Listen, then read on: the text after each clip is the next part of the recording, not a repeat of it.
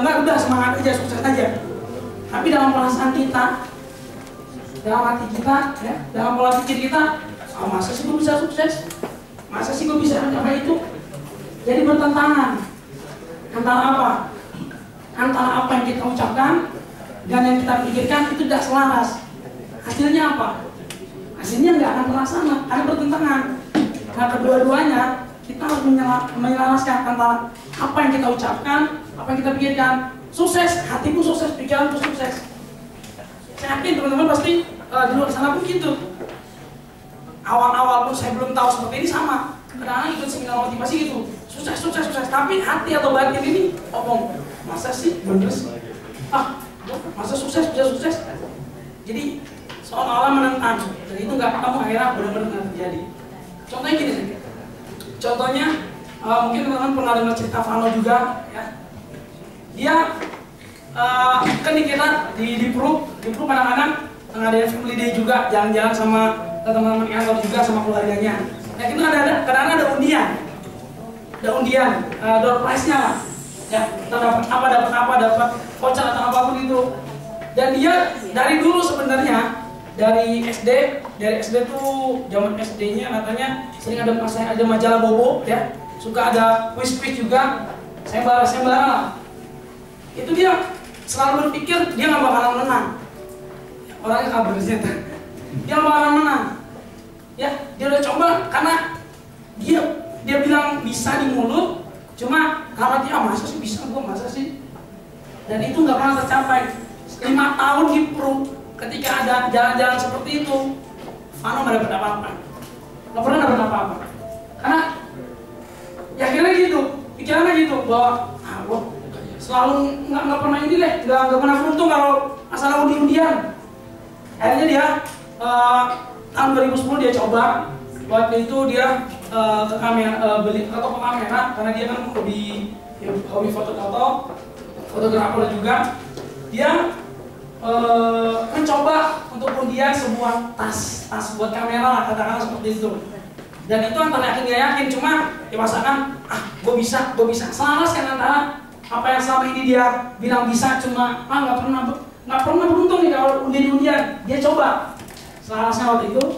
Ternyata setelah berapa lama ditelepon pun itu bukan Vano-nya langsung tapi istrinya. Kan kapan kita ke toko kamera lagi, toko apa saya lupa di sana, mau ngapain? Itu ambil hadiah. Hadiah apa? Hadiah itu kemarin yang undian itu. Bener? Masa? Jadi seolah-olah nggak percaya. Gitu ya. Nah, seumur hidup ya kata dia baru pertama kali menang undian di situ. Yang untuk kamera, tas kamera. Jadi dia nggak percaya juga sih. Kayaknya dia hari Sabtu waktu itu bilang sama istrinya, kata dia dapat. Karena dia berusaha untuk menjelaskan antara apa yang dia pikirkan, apa yang dia katakan itu sama. Ya, kalian kira gitu. Ini saya ingin sukses. Oke, saya sukses. Ya, saya ingin menurunkan berat badan. Tapi dalam hati, masa sih bisa nggak sih? Misalnya seperti itu ya. Saya merasa takut, stres, bingung, ragu. Ya ini ketakutan ini teman-teman yang muncul akhirnya jadi gagal karena nggak selaras antara apa yang dikatakan, dipikirkan, dan tindakannya. Ini mengganggu. Pernah nggak teman merasa seperti itu teman-teman? Pernah nggak merasa? Diucapkan sih ngucap, cuma kadang-kadang diri sendiri ngomong sama diri sendiri, nggak bisa, nggak yakin gue bisa. Pernah ya? Nah, hal itu yang mesti nanti kita selaraskan lagi sehingga menjadi satu kesatuan yang bagus. Harusnya seperti ini teman-teman. Ini makanya dijaga. Kalau antara apa yang kita inginkan bertentangan dalam diri kita. Rahasianya adalah ini. Ya, kalau antara teman-teman pikiran kita, apa yang kita pikirkan, kita berhasil, saya sukses, saya bisa memanage agensi yang jadi lebih baik, saya bisa merekrut menaikkan leader lebih banyak. Itu yang kita pikirkan, perasaan kita pun seperti itu.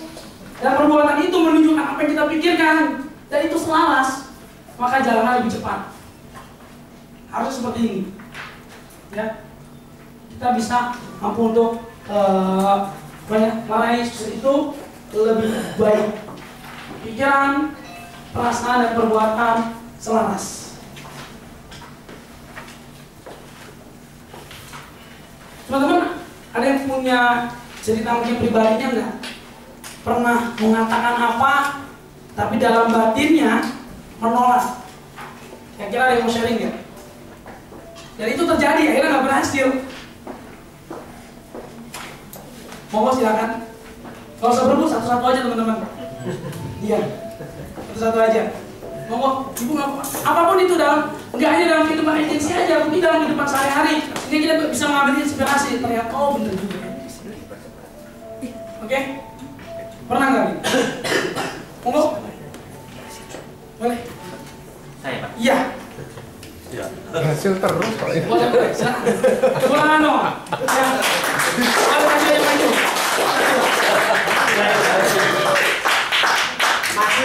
Maju. Maju. Ayo maju.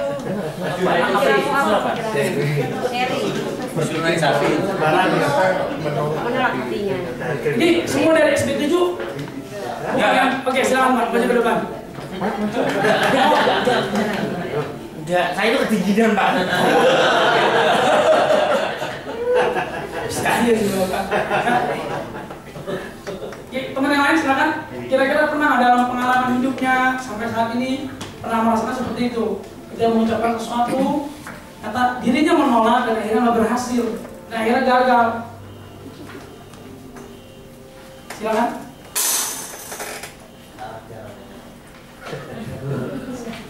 Oh,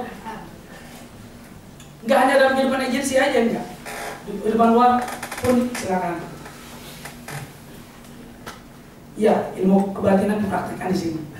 Diam semua ya. Oke, Bapak mungkin silakan. Bapak mau maju cuma agak tertahan, silakan Pak. Pak siapa namanya Pak? Pak siapa namanya? Jadi saya berpikir mungkin Bapak, kalau Bapak sendiri ada mungkin. Ya, nanti pun saya akan cerita teman-teman. Nanti pun akan cerita. Cuma biar kita tahu. Ya, apa Pak?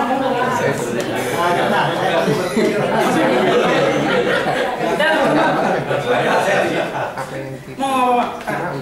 Pernah mengalami gagal tahun lalu. Gagal lagi sehingga ini sudah rasanya pertama.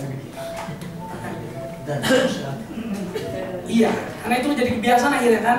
Pikiran gagal nih, pertama kali gagal, lalu gagal lagi, tidak merubah caranya, tidak merubah metodenya, lalu terpikirkan dalam diri kita, yang kita pikirkan akhirnya perbuatan yang mencerminkan kita gagal, akhirnya yang tertanam dalam diri kita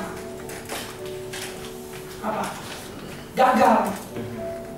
Nah, kita harus mencoba membuang itu sebenarnya Pak, emosi dari kegagalan itu yang kita buang, sehingga menjadi ya. kemudian katanya sudah change lagi, gagal lagi, gimana kamu sih? Gagal lagi.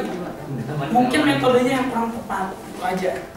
Ketika misalnya, ini pribadi atau orang lain misalnya? Pribadi. Ketika misalnya mengalami kegagalan apapun itu, saya pun juga tahu ya. Apapun itu, udah berubah caranya belum untuk apa? Tadi kan sebenarnya kegagalan tidak ada, hanya feedback aja, umpan balik.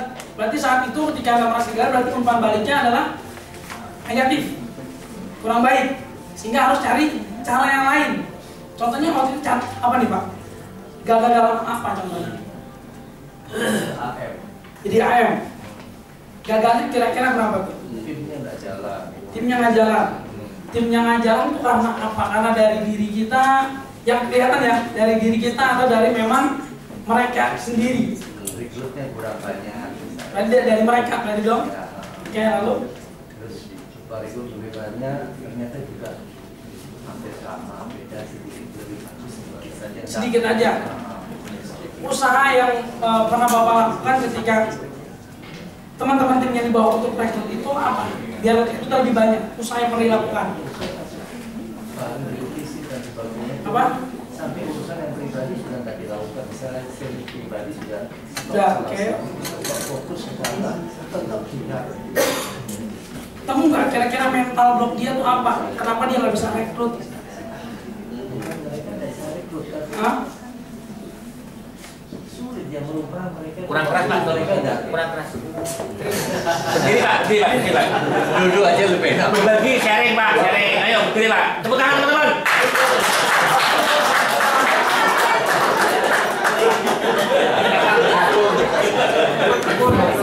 Sulit orang yang diberi tempat. Jadi sudah dapat tahu-tahu sampai tengah-tengah turun lagi. Terus kita cari lagi lebih banyak. Ini rata-rata begitu aja. Itu ngonjol sekali gitu loh.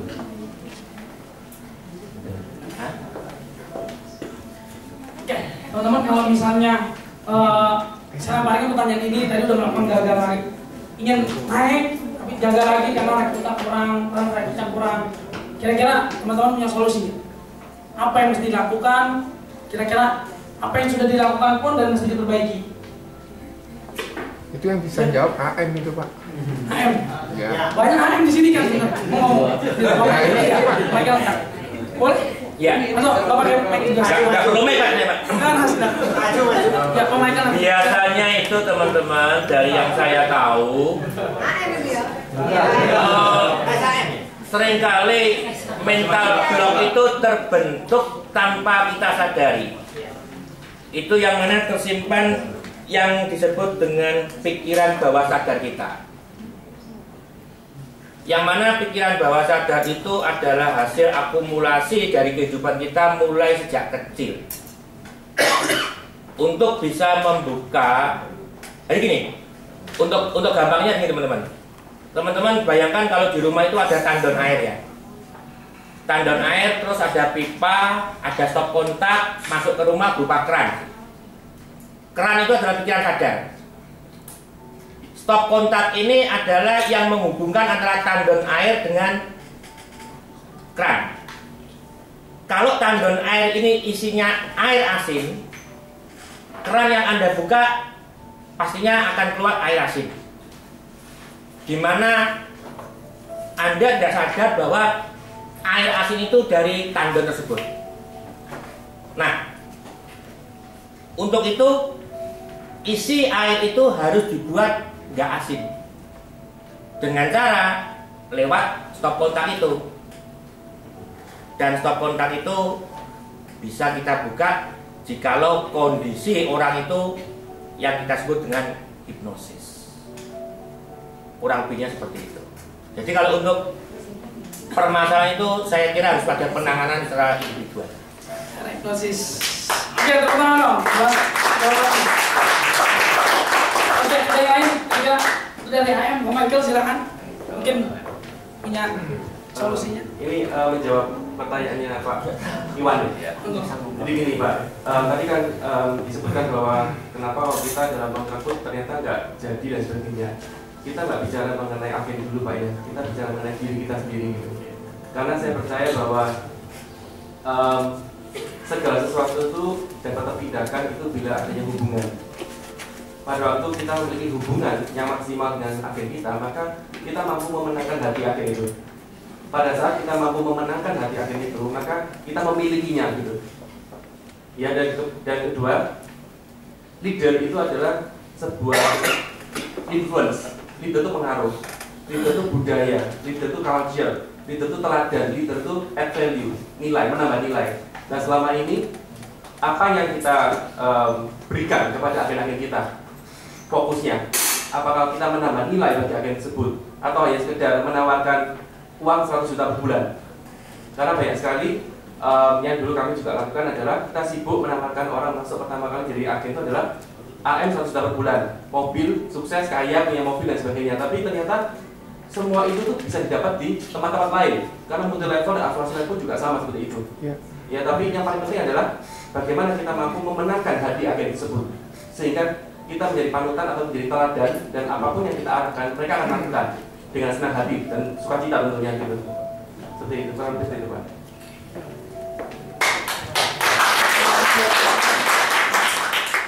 Yang mau nambahkan lagi, satu orang lagi silakan. Di sini. Ya, ini Pak. Sebelah sini lagi. Sebelah sini.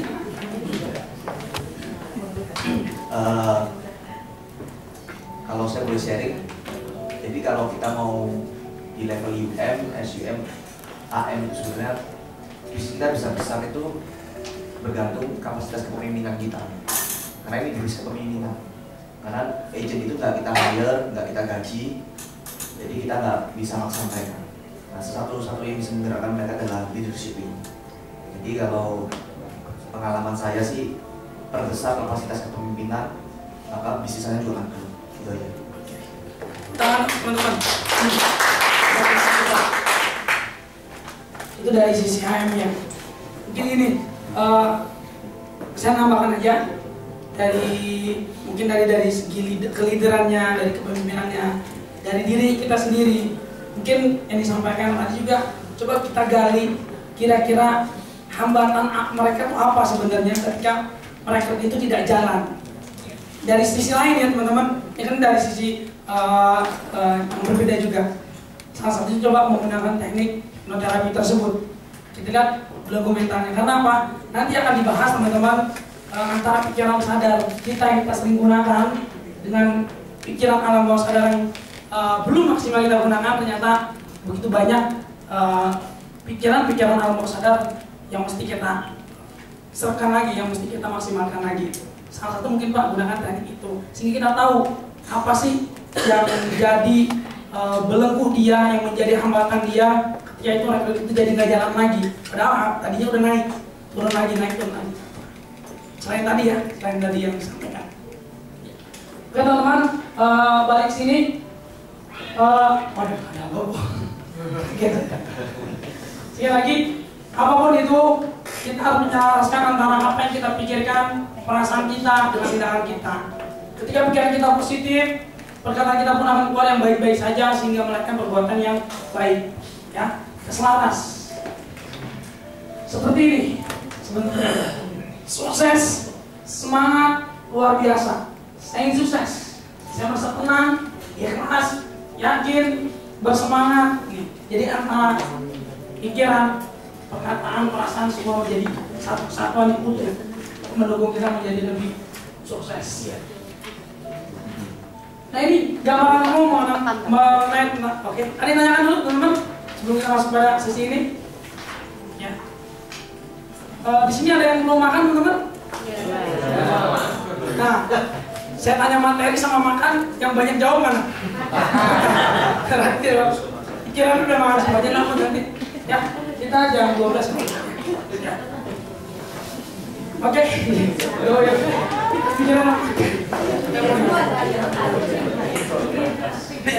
Kita dapat makan 2 kali teman-teman.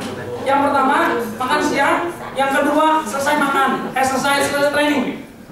Yang pertama kita sediakan, yang kedua cari sendiri. Siap. Terima kasih Mas. Silakan. Oke. Teman-teman, ini kita akan bahas mengenai gambaran umum tentang potensi pikiran bawah sadar yang berbasis hipnoterapi, teman-teman.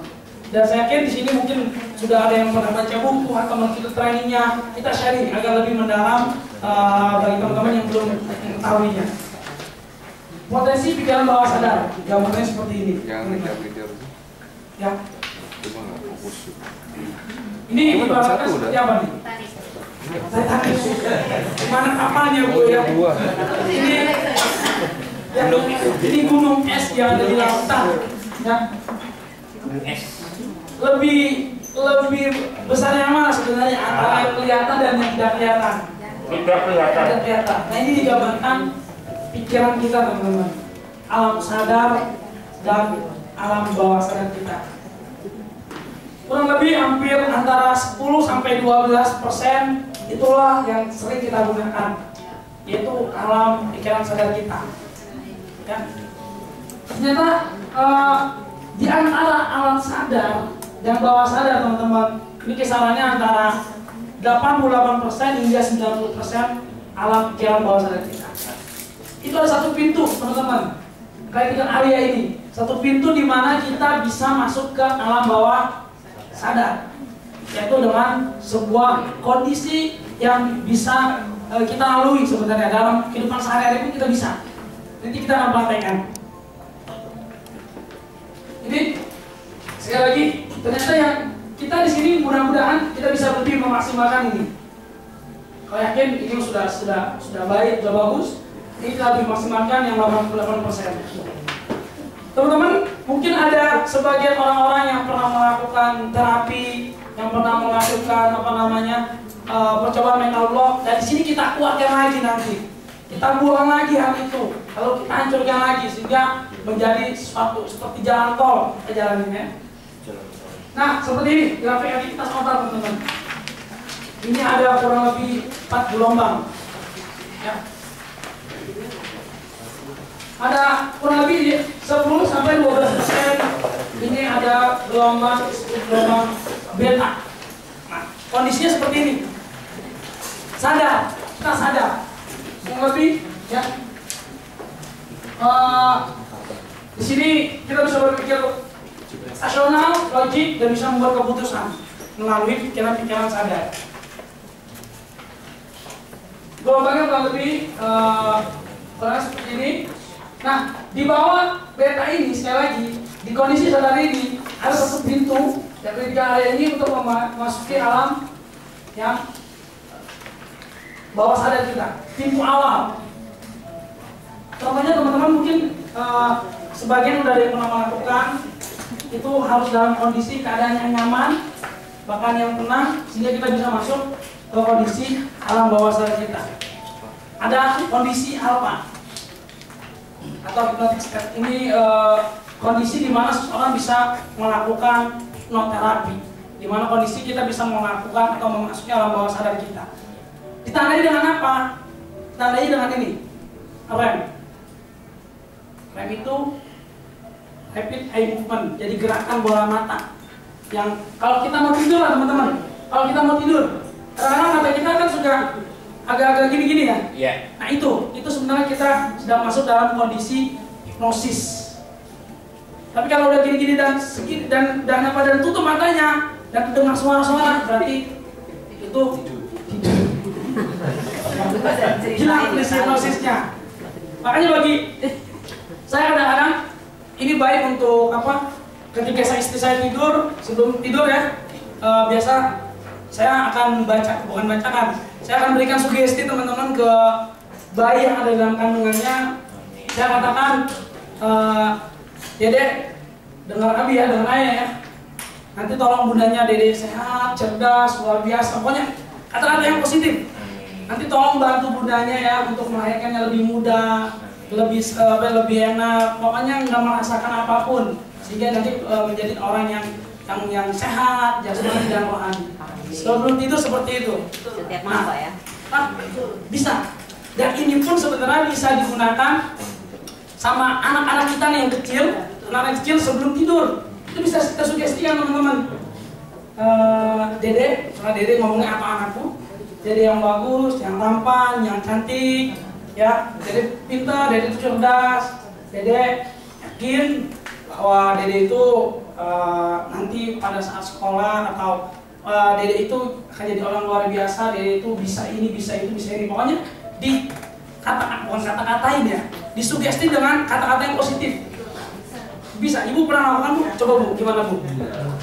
Pengalaman seringnya jadi gimana? Jadi anak saya kan masih balita.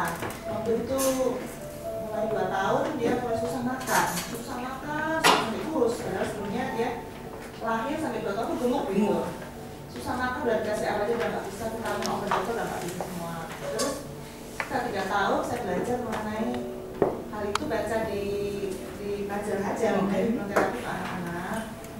Itu sebelum tidur, jadi dalam kondisi REM itu tadi, Ya. dia udah mulai mayang-mayang. Dia belum tidur, tapi udah nggak sadar benar. Iya. Gitu. Kita kasih omongan, tapi tidak boleh dengan kata-kata Jangan atau tidak. Atau nggak boleh apa nggak boleh. Kita cuma bilang, saya kasih tahu sama saya, Aaron, makannya banyak ya, makan sendiri, makannya banyak, nanti biar besar, tumbuh tinggi, sehat. Terus setiap malam saya seperti itu, saya omongin dia, kok dalam kondisi nanti dia mabuk-mabuk begitu sama saya. Terus mulai sekitar beberapa seminggu 2 minggu, dia mau makan, dia bilang sama saya, Mami, Aaron makannya banyak, Aaron makan sendiri, Aaron makan banyak sekarang dia orang ini dan orang aja dia mau makan banyak gitu, dan itu berkelanjutan terus sampai sekarang. Oke. Coba lagi mengenai hal yang Kita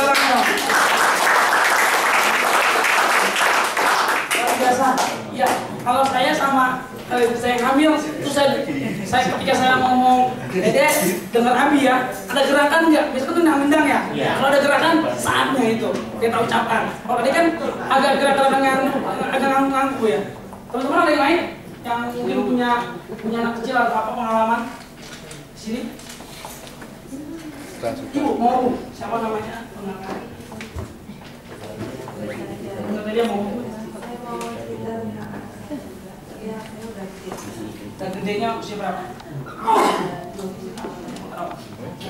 Waktu masih kecil dia memang kembali ya, tapi biasa. Sebenarnya itu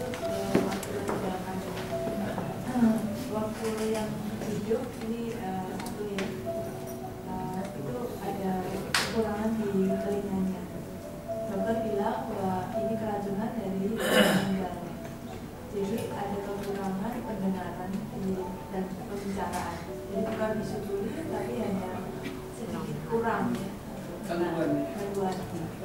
Sekolahnya sekolah normal, tidak SLB, tapi saya setiap malam berkata seperti itu tadi, ya pasti bisa. Dan dia namanya, dan dia pasti bisa. Pasti kita kamu ganteng dan bilang terus.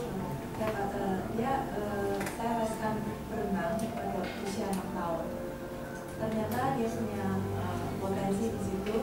Terus saya bilang kamu pasti bisa, pasti bisa. Terus ada lomba-lomba renang antar sekolah, antar lingkungannya sampai dia lomba di sekitar. Waktu itu saya ada di Bandung, jadi sekitar Bandung, Sukabumi, Tasik, sampai ke Pekalongan, sampai Jawa Tengah, Jawa Barat, sampai Jakarta. Nah saya bilang pasti kamu bisa gitu. Dan selalu begitu. Ucapkan, saya bilang gitu. Itu dia berkata-kata ngomongnya kurang, tapi saya bilang saya pasti bisa, saya pasti juara. Ya, saya ajarin gitu. Pada akhir ini dia pernah jawab, apakah saya bisa sukses karena ada kekurangan? Saya bilang, saya bilang, Daniel kamu tidak kekurangan. Kamu pasti bisa, kamu pasti juara. Pada kesempatan yang lalu, 4 bulan Juli yang lalu, dia bisa mendapatkan kesempatan ikuti Olimpiade di Athena di Bali. Dia bisa mendapatkan dari 2 perak.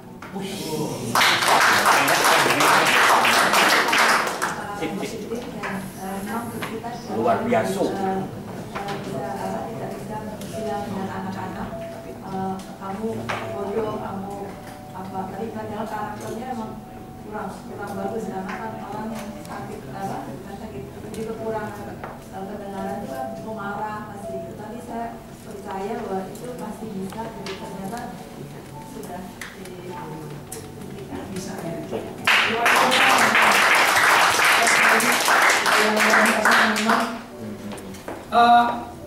Ini pun bisa dilakukan teman-teman sama suami Anda. Yang belum punya suami. Iya. Kalau minta terus ya Pak ya. Kalau minta terus bisa dilakukan. Betul. Jadi tadi buat anak-anak jadi kata-katanya kata-kata positif, bukan kata-kata tidak, jangan. Justru gini, kata-kata yang harus. Misalnya kamu pintar, kamu cerdas, kata-kata seperti itu. Kamu jangan bodoh ya. Nanti ada teman-teman malah bodoh aja. Iya. Ini bisa dilakukan ibu-ibu bagi punya suami ketika suaminya mau tidur. Ya. Jangan selingkuh ya, jangan selingkuh. Iya. Kalau saya gunakan suara mama ya. Kalau udah ada tanda gerak-gerakan berarti dia udah masuk. Ya, udah masuk kondisi ini dia mau buka kondisi apanya. Papa nanti, papa kan apa banyak uang, apa banyak harta, nanti beliin mama emas ya, beliin berlian ya, beliin mobil ya, jangan saya ya, yakin teman-teman itu bisa. Amin. ya untuk selingkuhan. Bisa. Ya ada jadi bangun bu ya. Untuk selingkuhannya yang ada jadi bangun. Nah ini teman-teman sekali lagi itu bisa kita lakukan pada siapapun. Dan itu bisa dikondisikan, nanti pun kita akan kondisikan. Nah, contohnya gini, kalau orang sudah masuk ini, oke, kita akan cek dulu deh teman-teman. Ini cuma tes biasa.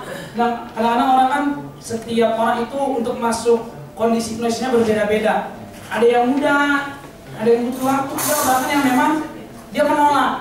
Kondisi hipnosis ini baru kita bisa dapatkan antara penterapi dan yang mau dihipnosis itu, yang mau diterapi itu harus ada kondisi dia mau, saya pun akan bekerja. Kalau Anda nggak mau, saya akan nggak bekerja. Saya hanya bantu. Misalnya terapis itu hanya membantu teman-teman.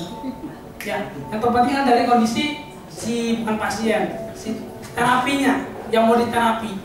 Contohnya gini, iya Pak. Kalau misalnya ada orang masuk ATM, dia keluar, kemudian ada orang dipanggil gitu. Dia tidak mau kalau untuk diambil uangnya gitu. Tapi kenapa kok akhirnya orang itu bisa ketipu?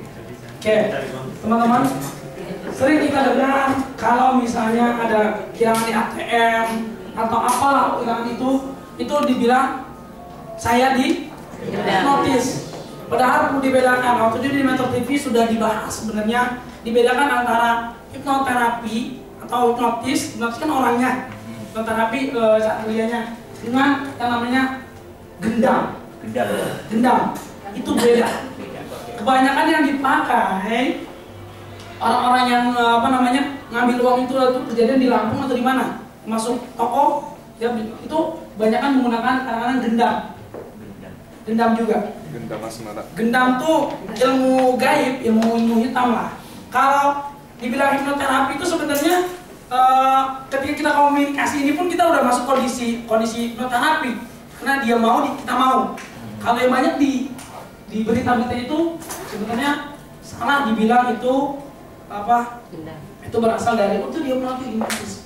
Karena gini teman-teman, misalnya gini nih, ada cerita ada ibu-ibu ya, katakanlah entah di bandar, entah di satu tempat, ibu-ibu ini ya mau ngantri juga, entah beli apalah. Dia ngantri, tiba-tiba di sebelahnya ada orang bule-bule gitulah. Kalau orang bule-bule itu aksennya kan agak, saya mau kemana ini, mau pulang kampung tapi uangnya tidak ada, atau uangnya jadi bukan rupiah gitu kan, bahasa-bahasa bule. Nah dia dengar, karena masih ada antrian, karena dia dengar, dengan harapan apa nih si ibu? Cari untung ke si bule. Karena bule ini kalau untuk menemukan untung agak jauh. Kebetulan si ibu ini bawa, ya kan? Karena dia tadi mau nyari untung, ya udah. Ngomong ke bulenya, oh saya punya uang, kan sama saya aja, udah kan? Kasih lah. Itu kan uangnya ini. Bule itu pergi. Tiba-tiba pas di rumah DJ ternyata itu adalah uang palsu.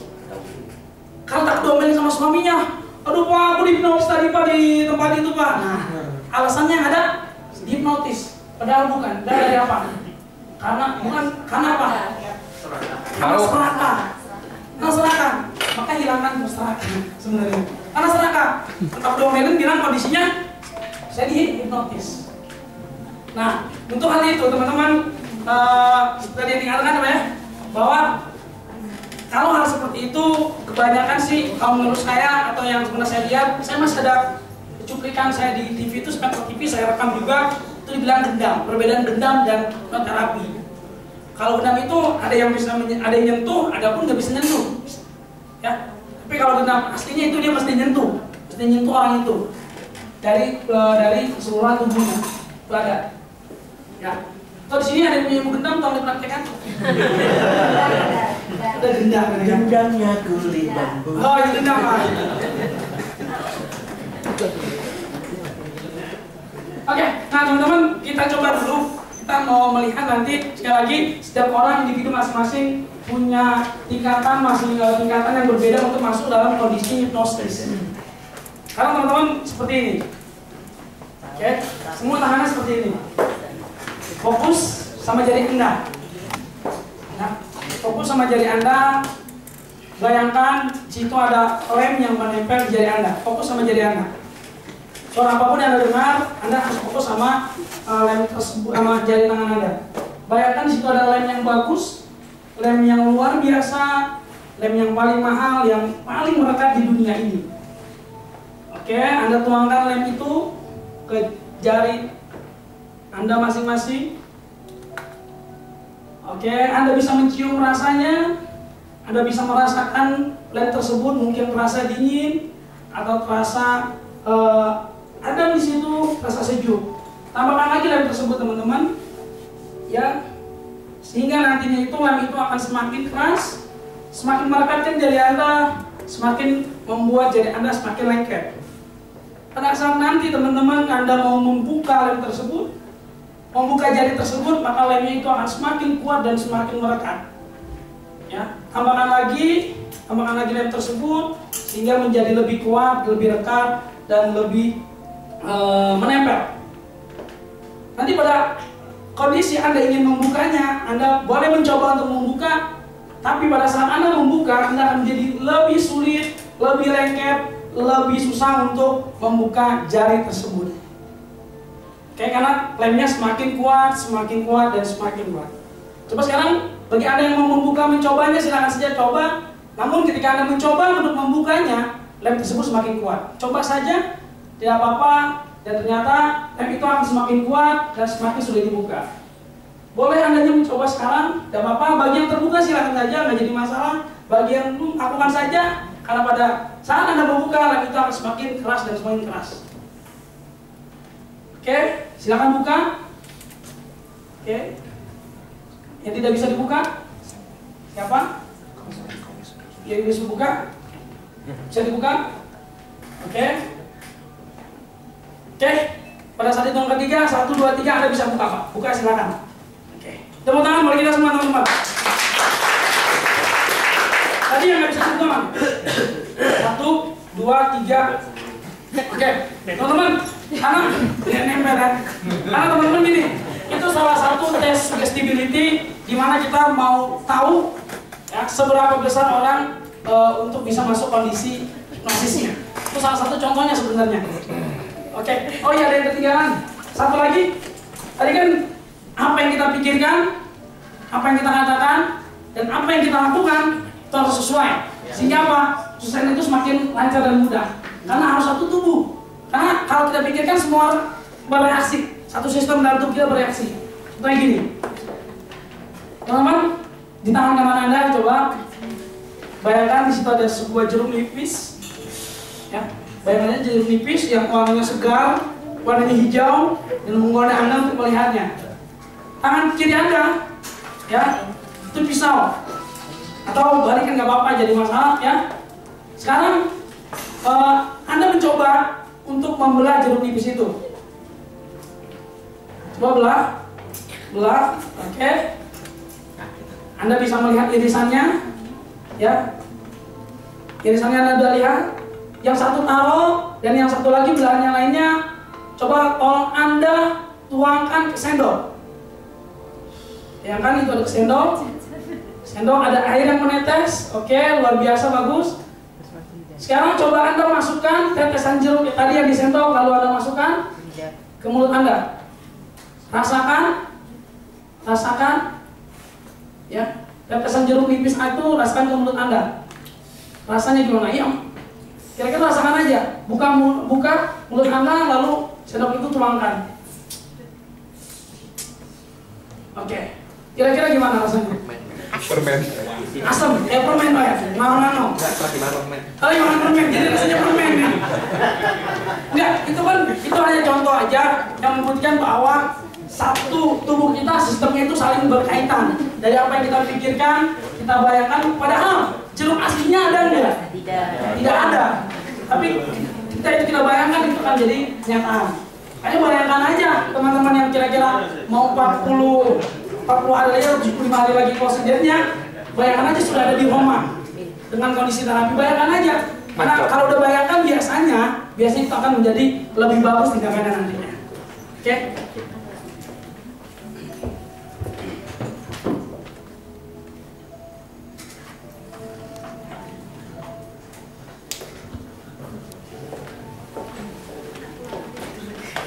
Oke, ini langsung pada kondisi tetak.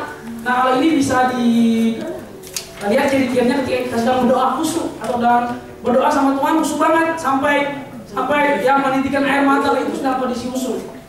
Dan kemarin di training itu ada training untuk para agent itu ada yang bilang dia ketika itu sakit, dia berdoa depan Ka'bah, berdoanya dengan ikhlas tentunya. Dia bilang kalau sakit saya ini nggak hilang, atau saya mendingan mati di sini, meninggal di sini, tolong cabutlah.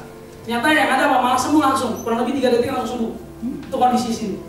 Lebih dalam sebenarnya daripada kondisi alfa. Kalau kondisi delta ini lebih kondisi yang tidak bisa melakukan apa-apa, karena sudah tidur, udah terpulas, ditandai dengan suara-suara ngorok ya, suara ngorok maksudnya.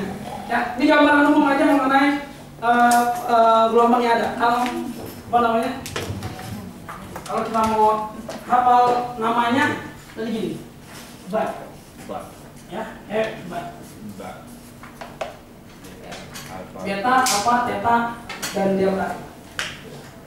Tugas pikiran sadar teman-teman mengidentifikasi informasi yang masuk melalui panca indera. Ternyata informasi yang didapatkan alam sadar dan bawah sadar itu lebih banyak menyerap alam bawah sadar. Kalau alam sadar kurang lebih 7 sampai 8 satuannya saya lupa apa gitu. Kalau alam bawah sadar itu kurang lebih sampai 2 juta sekian. Bit ya Bu ya? Bit ya, yang itu tuh yang Honda ya. Honda bit namanya ya. Nah seperti itu ya, satuan seperti itu. Jadi sebenarnya informasi yang banyak ditangkap, mungkin dari sekeliling ini nih, kita lebih banyak menggunakan informasi yang banyak bisa adalah alam bawah sadar kita. Membandingkan, jadi membandingkan, menganalisa juga salah satu yang lainnya, dan memutuskan ini biasanya tugas pikiran sadar. Tugas pikiran bawah sadar itu lebih mendalam sebenarnya. Kebiasaan baik dan buruk atau refleks kita ketika terjadi sesuatu, bagaimana spontanitas kita biasanya alam bawah sadar kita. Contohnya gini teman-teman, kalau sekarang teman-teman, kalau saya suruh gambar teman-teman, gambar pemandangan coba teman-teman. Angkat tangannya dulu, angkat tangannya.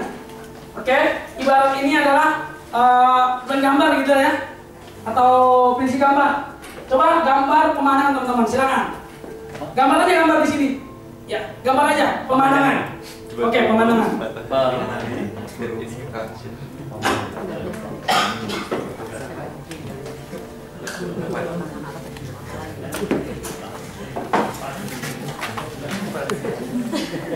Oke, sudah. Oke, menurut penerawangan saya, hasil penerawangan saya, di situ kira-kira ada 2 buah gunung. Biasa. Di tengah-tengah ada matahari. Iya. Zaman dulu Di tengah-tengah ada jalan. Di sampingnya ada sawah. Iya.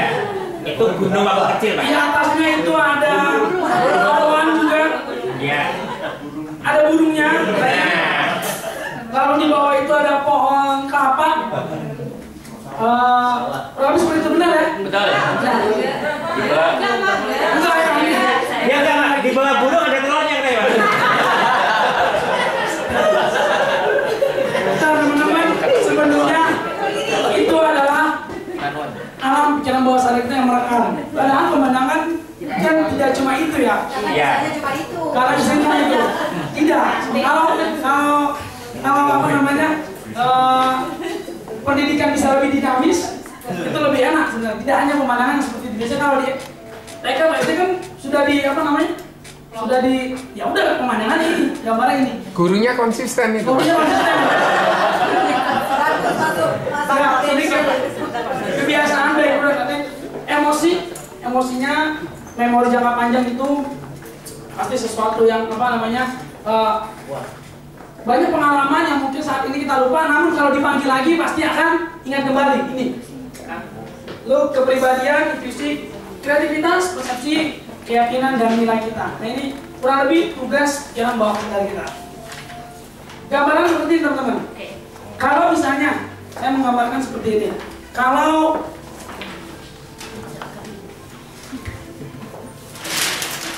diibaratkan,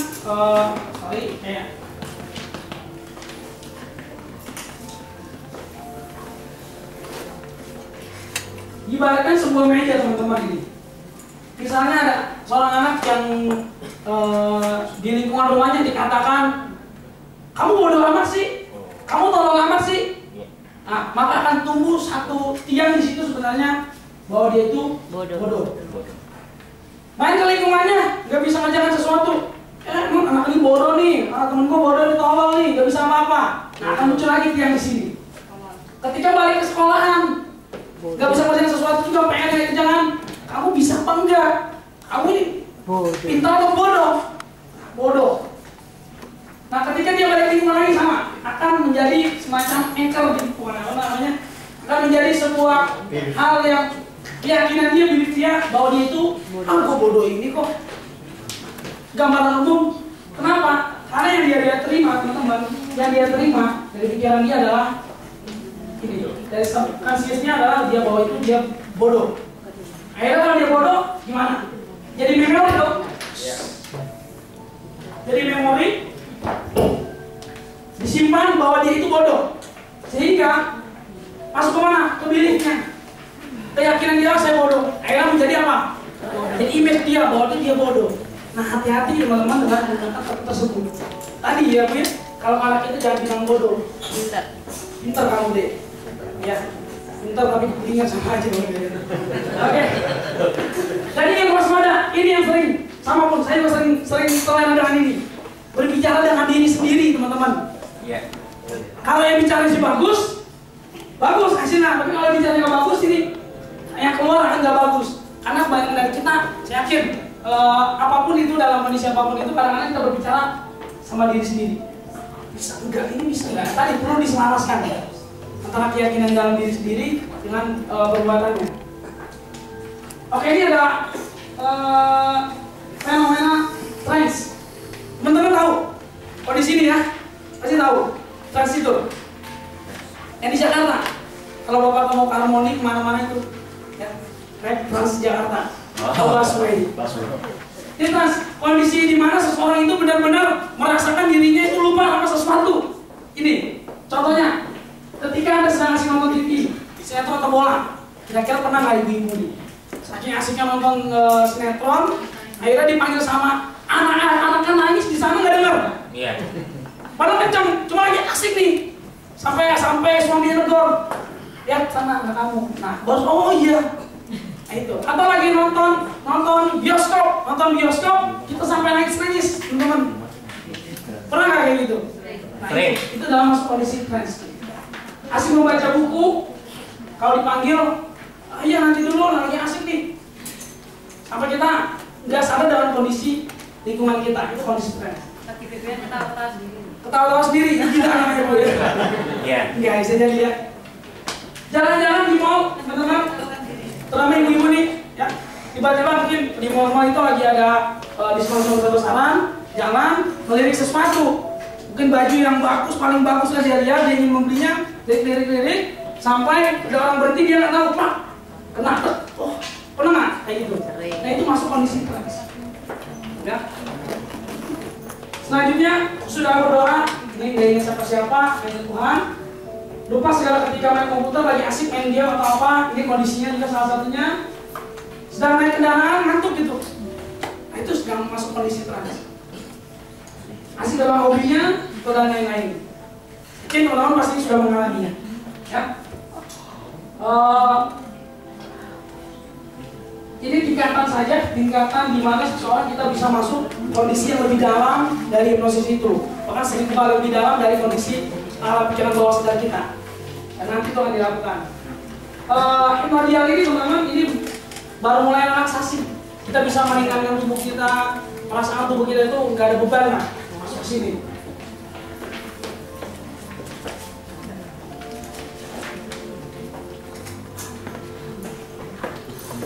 Kalau ini contohnya kulit mati rasa, teman pernah lihat nggak di televisi atau apa? Yang orang di terapi, di hipnotis gitu ya, kulitnya ditusuk-tusuk kebal. Itu tak pernah lihat ya? Itu bisa.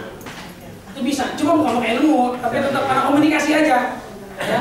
Lalu medium baru di trans ini daripada kondisi yang benar-benar lebih dalam, sehingga kita lebih mudah masukkan suggestibility.